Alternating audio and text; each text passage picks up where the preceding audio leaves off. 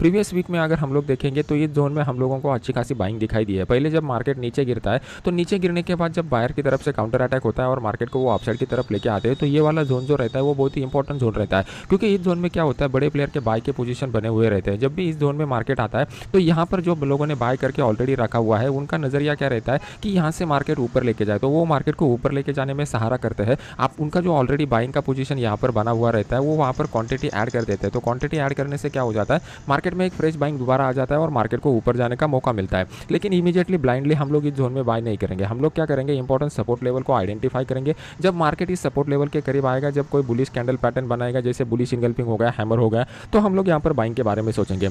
या फिर कोई कैंडल पैटर्न नहीं बनाता और इस तरीके का प्राइस एक्शन पैटर्न बनाता है, जिसको हम लोग जनरल लैंग्वेज में डब्ल्यू पैटर्न बोलते हैं, इस तरीके के पैटर्न में भी हम लोग यहाँ पर ट्रेड कर सकते हैं। अभी फिलहाल के लिए आप देखोगे तो हमारे लिए इंपॉर्टेंट सपोर्ट वाला जोन ये निकल करके आ रहा है। अभी ये इंपॉर्टेंट सपोर्ट जोन क्यों है, क्योंकि अगर आप देखोगे तो मार्केट से यहाँ पर ये जो पॉइंट है, इस पॉइंट को एक बार वीकली चार्ट के ऊपर रिस्पेक्ट किया हुआ था। लास्ट टाइम भी मार्केट इस लेवल के नीचे आया, लेकिन उसके नीचे क्लोज नहीं कर पाया, मतलब जस्ट उस लेवल को ट्रिगर किया और मार्केट वहाँ से रिवर्स होगा। अभी आने वाले वीक में हम लोगों को 15 तारीख को जो है वो स्वतंत्रता दिन की छुट्टी है, तो यहाँ पे टाइम डे के थोड़ा फास्ट होने की प्रोबेबिलिटी है। तो हम लोग क्या करेंगे, ये 19,327 का जो लेवल है इसको मार्क करके रखेंगे वीकली चार्ट के ऊपर। अभी मार्केट ने हम लोगों को जो वीकली क्लोजिंग दिया हुआ है वो इंपॉर्टेंट लेवल के नीचे दिया हुआ है 19,500 से। तो ये हमें पहली बात इंडिकेट करता है कि यहाँ पर मार्केट का जो सेंटीमेंट है वो मार्केट का सेंटीमेंट निगेटिव बन चुका है, फर्स्ट पॉइंट। सेकंड पॉइंट, अभी जब मार्केट में निगेटिव सेंटीमेंट बनता है तो हम लोगों को देखना पड़ता है कि इंपॉर्टेंट सपोर्ट लेवल कब ब्रेक होगा। अगर यहाँ पर इंपॉर्टेंट सपोर्ट लेवल ब्रेक हो जाता है तो नीचे की साइड में ये हमारा टारगेट लेवल निकल के आएगा। तो इंपॉर्टेंट सपोर्ट लेवल देखने के लिए हम लोगों को जाना पड़ेगा डेली चार्ट के ऊपर। अभी मैं आपके सामने डेली चार्ट के ऊपर आया हूँ।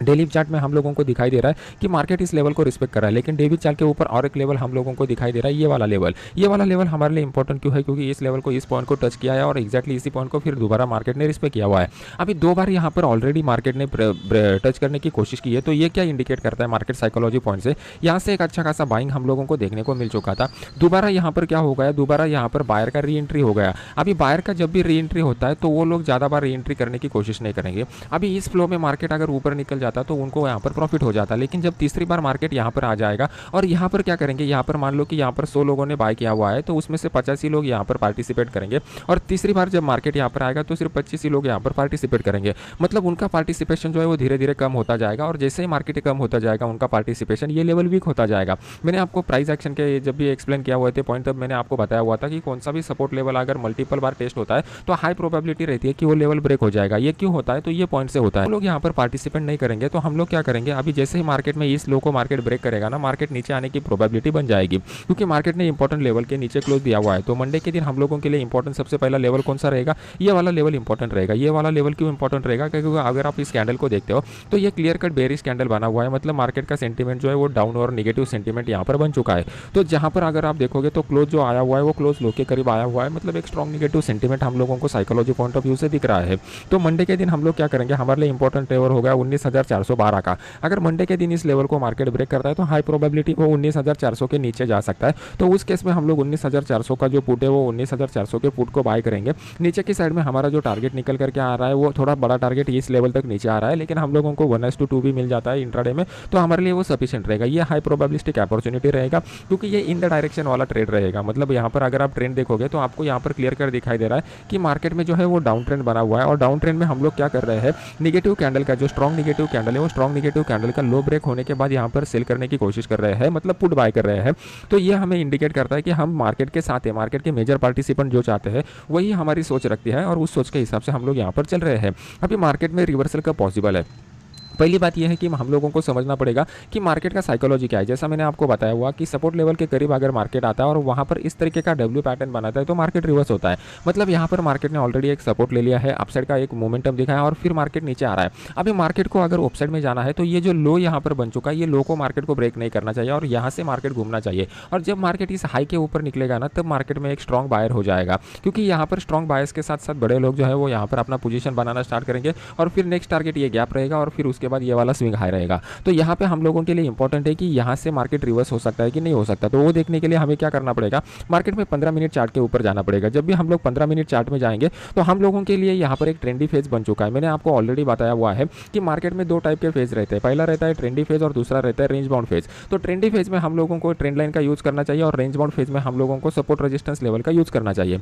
अभी ट्रेंडी फेज का कंफर्मेशन कब आता है, जब मार्केट में series of higher highs market लगाते हुए जाता है और series of lower higher lows लगाते जाता है, तो ये हमें इंडिकेट करता है मार्केट में आप ट्रेंड है। उसी तरीके से मार्केट अगर लोअर लोज लगाते जाता है और लोअर हाइज लगाते जाता है तो ये इंडिकेट करता है कि मार्केट में डाउन ट्रेंड है। तो इस डेफिनेशन के हिसाब से अगर हम लोग देखते हैं तो आपको यहाँ पर क्लियर कर दिखाई दे रहा है कि मार्केट जो है वो सीरीज ऑफ लोअर हाइज लगाते जा रहा है। मतलब यहाँ पर बायर लोग ऊपर लेके जाने की कोशिश कर रहे थे लेकिन उनमें ताकत नहीं थी, दोबारा यहाँ पर सेलर लोग हावी हो रहे थे और वो मार्केट को नीचे लेके आ रहे थे। तो हमारे डेफिनेशन के हिसाब से ये हम लोगों के लिए डाउन ट्रेंड कंफर्म हो गया।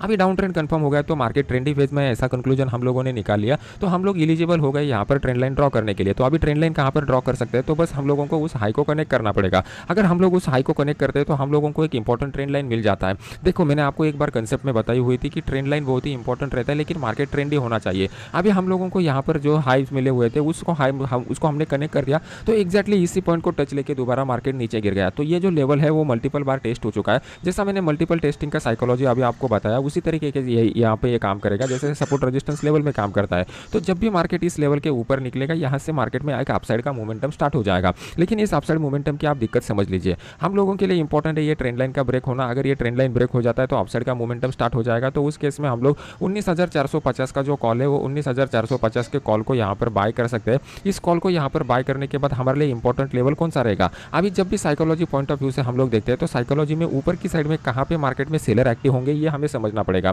तो पहली बात यहाँ पर अगर मार्केट आके रुकता हुआ है तो भी मैं ज़्यादा पैनिक नहीं होऊंगा क्योंकि इस लेवल को भी मार्केट में मल्टीपल बार टेस्ट किया हुआ है। तो हाई प्रोबेबिलिटी यहाँ पे थोड़ा टाइम स्पेंड करेगा, लोगों को ट्रैप में फंसाएगा और फिर मार्केट ऊपर चला जाएगा। अगर यहाँ से मार्केट ऊपर चला जाता है तो बड़ा टारगेट हम लोगों को देखने को मिल सकता है। लेकिन यहाँ पर बीच में एक हार्डल आने वाला है। यहाँ पर अगर आप देखोगे तो ये 2 बार मार्केट सपोर्ट ले चुका था। तो जब भी मार्केट इस लेवल के करीब आ जाएगा ये लेवल एज ए रेजिस्टेंस की तरह काम हो जाएगा। तो इस लेवल के करीब हम लोगों को क्या करना पड़ेगा, प्राइस एक्शन कैसे बन रहा है ये देखना पड़ेगा, फिर ओपन इंटरेस्ट डेटा को देखना पड़ेगा और फिर उस हिसाब से देखना पड़ेगा कि पोजीशन बनाना है, वेट करना है या होल्ड करना है। ये हाई प्रोबेबिलिटी वाला लेवल हो गया। तो कल के दिन मार्केट अगर बड़े गैप अप के साथ खुलेगा डायरेक्टली इस लेवल के ऊपर तो हम लोग क्या करेंगे, इस लेवल का ब्रेक होने का इंतजार करेंगे और जैसे ही मार्केट इस लेवल के ऊपर निकलेगा तो हमारे लिए अपसाइड का मोमेंटम स्टार्ट हो जाएगा। तो उस केस में हम लोग 19,500 का जो कॉल है वो 19,500 के कॉल को यहाँ पर बाय करने की कोशिश करेंगे और ऊपर की साइड में पहला सपोर्ट हार्डल वाला लेवल ये रहेगा और नेक्स्ट जो रहेगा वो हमारा ये टारगेट का लेवल रहेगा। साइड के सेंटीमेंट के बारे में अगर आप देखते हो तो डाउन साइड में यहाँ पर मार्केट ये गैप फिल करने के लिए आया, आपको क्लियर कर दिखाई दे रहा है। मार्केट में अभी ये गैप फिल कर चुका है। मार्केट यहाँ पर अगर थोड़ा टाइम कंसोलिडेट करके फिर इस लेवल को डाउन साइड की तरफ ब्रेक करता है तो मार्केट में डाउन साइड का एक अच्छा मोमेंटम हो जाएगा।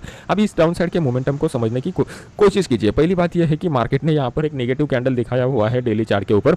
तो कल के दिन मार्केट अगर 19,400 के इंपॉर्टेंस लेवल को ब्रेक करेगा तो उस केस में हम लोगों को अपॉर्चुनिटी मिलेगा कि 19,400 का जो पुट है वो 19,400 के पुट को हम लोग यहाँ पर बाय कर सकते हैं। इसको बाय करने के बाद नीचे की साइड में ये हमारा टारगेट जोन निकल करके आ रहा है और ऊपर की साइड में जो भी कुछ स्विंग हाई बना रहेगा 25-30 पॉइंट का, ये हमारे लिए स्टॉप लॉस का लेवल रहेगा। ये भी हाई प्रोबेबिलिटी वाला अपॉर्चुनिटी रहेगा।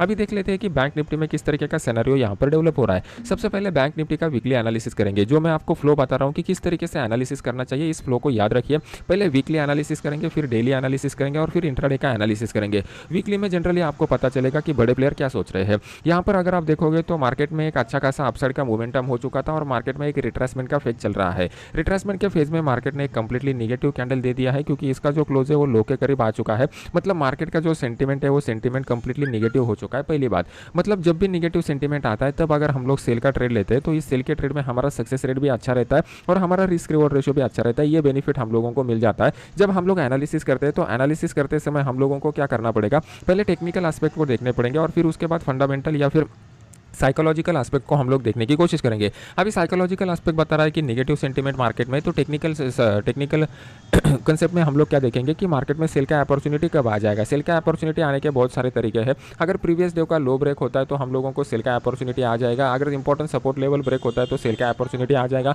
अगर इंपॉर्टेंट रेजिस्टेंस लेवल के करीब रिवर्सल देता है तो सेल का अपॉर्चुनिटी आ जाएगा। बस इसी 3 पॉइंट को हम लोग यहाँ पर देखने की कोशिश करेंगे। यहाँ पर नेगेटिव सेंटीमेंट जो है वो as compared to the Nifty ज़्यादा हुआ है बैंक निफ्टी में, क्योंकि अगर आप देखोगे तो पिछले 3 कैंडल कैंडल स्ट्रॉन्ग बॉडी बता रहे हैं। जब भी मार्केट में स्ट्रॉन्ग बॉडी बनता है तो ये हमें इंडिकेट करता है कि यहाँ पर बड़े प्लेयर जो है वो सेल के पोजीशन लेके होल्ड किए हुए हैं। अभी इस तरीके का अगर आप कैंडल देखते हो तो इस कैंडल में हम लोगों को दिखाई दे रहा है कि मार्केट को ऊपर तो लेके जा रहे हैं, लेकिन वहाँ पर सेलिंग आ रहा है, तो इसका मतलब कहीं ना कहीं सेलर अपने पोजीशन यहाँ पर बना रहे हैं। तो इस साइकोलॉजी को, कैंडल के साइकोलॉजी को भी समझने की कोशिश कीजिए। अभी डेली चार्ट के ऊपर अगर हम लोग आते हैं तो डेली चार्ट में हम लोगों को दिखाई दे रहा है कि मार्केट में बहुत ही क्रूशियल लेवल को यहाँ पर ब्रेक कर दिया। ये हमारे लिए क्रूशियल सपोर्ट लेवल था। इस सपोर्ट लेवल को मार्केट ने स्ट्रांगली ब्रेक किया हुआ है। तो अभी हमारे लिए इंपॉर्टेंट नेक्स्ट सपोर्ट लेवल कौन सा निकल करके आ रहा है, तो ये वाला लेवल हमारे लिए स्ट्रॉन्ग सपोर्ट लेवल निकल करके आ रहा है। अभी इसके पीछे का क्या लॉजिक है, क्योंकि मार्केट ने इस लेवल को 2 बार ब्रेक किया हुआ था, टेस्ट किया हुआ था, फिर उसके बाद जो हम लोगों को ब्रेक मिला हुआ है, इस ब्रेक के ऊपर दोबारा मार्केट यहाँ पर आ जाएगा तो वो सपोर्ट की तरह काम करेगा। ये होगा प्राइस एक्शन का लॉजिक। अभी ओपन इंटरेस्ट का लॉजिक क्या है, मार्केट 44,000 के इंपॉर्टेंट सपोर्ट लेवल की तरफ आ रहा है। अगर आप ओपन इंटरेस्ट का डेटा देखते हो तो ओपन इंटरेस्ट की डेटा में यहाँ पर आपको दिखाई देगा पुट के साइड में one of the highest open interest बना हुआ है, तो यहाँ पर ये एज ए सपोर्ट की तरह काम करेगा। तो हम लोगों के लिए कभी इंपॉर्टेंट लेवल मिल चुका है। तो कल के दिन हम लोग क्या करेंगे, मार्केट में देखेंगे कि इस लेवल के तरफ किस तरीके का एक्टिविटी होता है। अगर मार्केट यहाँ से एक बाउंस बैक देता है तो हम लोग बाउंस बैक ट्रेड के लिए जाएंगे। अगर बाउंस बैक मिलेगा तो उस केस में हम लोग 44,100 का जो कॉल है वो 44,100 के कॉल को यहाँ पर बाय करेंगे, और इसको बाय करने के बाद ऊपर की साइड में मिनिमम क्वांटिटी के साथ मिनिमम टारगेट के लिए जाएंगे। क्यों? क्योंकि ओवरऑल ट्रेंड अगर आप लोग देखोगे तो डाउन साइड का बना हुआ है, लेकिन मार्केट अगर मान लो कि इस लेवल को डाउन साइड की तरफ ब्रेक करता है 44,000 के, तो यहाँ पर एक बड़ा मोमेंटम हो सकता है, क्योंकि नीचे की साइड में स्पेस है मार्केट में। तो उस केस में हम लोग 44,000 का जो पुट है वो 44,000 के पुट को यहाँ पर बाय कर सकते हैं, और एक बड़े टारगेट के लिए हम लोग यहाँ पर होल्ड रख सकते हैं। यहाँ पर मैं मैक्सिमम क्वांटिटी के साथ ट्रेड करना प्रेफर करूंगा, क्योंकि यहाँ पर मार्केट का ओवरऑल ट्रेंड डाउन बना हुआ है। अभी इंपॉर्टेंट बात यहाँ पर कौन सी है, मार्केट में 3 दिन से अच्छी गिरावट हम लोगों को देखने को मिल चुकी है। मार्केट अगर आप देखोगे तो ऊपर की साइड में 45,000 से लेकर नीचे की साइड में 44,200 तक आ चुका है। मतलब 3 दिन में ऑलमोस्ट 800 पॉइंट की गिरावट हम लोगों को देखने को मिल चुकी है। तो मार्केट यहाँ पर एक दिन के लिए कोई इनसाइड कैंडल बनाता है, और फिर इस इनसाइड कैंडल के बाद मार्केट में गिरावट आती है, तो वो गिरावट हम लोगों के लिए ज़्यादा अहम रहेगी, क्योंकि उस केस में क्या हो जाएगा, हम लोगों को ट्रैपिंग ज़्यादा देखने को मिलेगा। इंट्राडे में अगर हम लोग देखते हैं तो इंट्राडे में आपको दिखाई देगा कि मार्केट एक कंटिन्यूअस डाउन ट्रेंड में बना हुआ है। तो इस डाउन ट्रेंड में हम लोग क्या करेंगे, वेट करेंगे कि मार्केट इस लेवल को ब्रेक करेगा। तो अदरवाइज यहाँ पर ऊपर की साइड का फिलहाल के लिए कोई सिनेरियो नहीं दिखाई दे रहा है।